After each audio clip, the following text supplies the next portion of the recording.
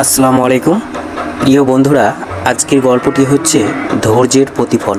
ভিডিওটি স্কিপ না করে সম্পূর্ণ দেখুন। চলুন শুরু করা যাক। একটা ছোট্ট কুঁড়ে ঘরে বসবাস করত আলী বলে এক ছেলে। সে ছিল গরিব এবং সৎ ব্যক্তি। সে মনে মনে এবং ফিসফিস করে বলল, হে আল্লাহ, আমি ধৈর্য ধরি, আমার ভরসা শুধু তুমি। পরের দিন সে খালি পায়ে হেঁটে যাচ্ছিল বাজারের দিকে। তার পরনে ছিল পুরাতন জামা এবং প্যান্ট। বাজারের কিছু লোকজন তাকে হাসাহাসি করে ব্যঙ্গ করতে থাকলো। কেউ কেউ বলতে থাকলো, এই ছেলেটার কিছু পারে না। কিন্তু আলী কাউকে কিছু না বলে সে চুপচাপ থাকলো। সে জানতো আল্লাহ চুপ থাকা ব্যক্তিকেই পছন্দ করেন। আলী মনে মনে বলল, একদিন আল্লাহ আমাকে সাহায্য করবে। গভীর রাত্রে আলী নামাজে বসে পড়লেন। চারপাশে নীরবতা আর আলীর চোখে অশ্রু। সে বলল, হে আল্লাহ, আমি রিজিক চাই না, আমি চাই ধৈর্য। আমাকে শক্তি দাও যেন আমি কখনো হাল না ছাড়ি। একজন দরিদ্র মানুষের এই দোয়া আল্লাহ তাআলার কাছে পৌঁছে গেল। পরের দিন সকালে আলী রাস্তার পাশে দাঁড়িয়েছিল। হঠাৎ এক বৃদ্ধ লোক তার কাছে এগিয়ে এলো। তার চোখে ছিল মায়াবী।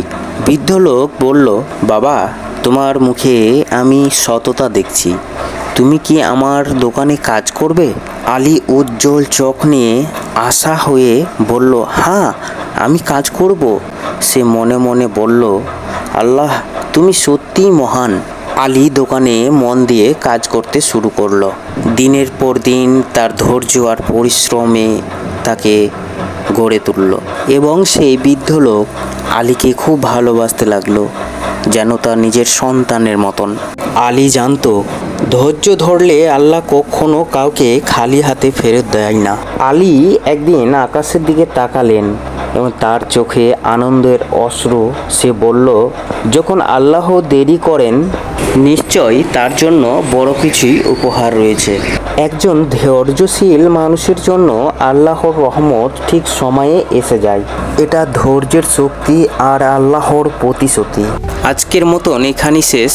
আবার দেখা হবে পরের এক নতুন গল্পের সাথে।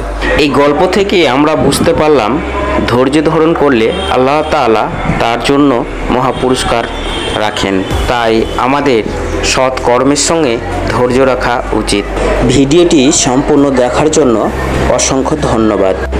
এরকম নতুন নতুন শিক্ষামূলক ভিডিও যদি আপনাদের ভালো লাগে, তাহলে আমাদের ইউটিউব চ্যানেলটিকে সাবস্ক্রাইব করে রাখবেন এবং লাইক, কমেন্ট, শেয়ার দিয়ে আমাদের পাশে থাকবেন। সবাই ভালো থাকুন। আসসালামু আলাইকুম ওয়া রাহমাতুল্লাহি ওয়া বারাকাতুহু।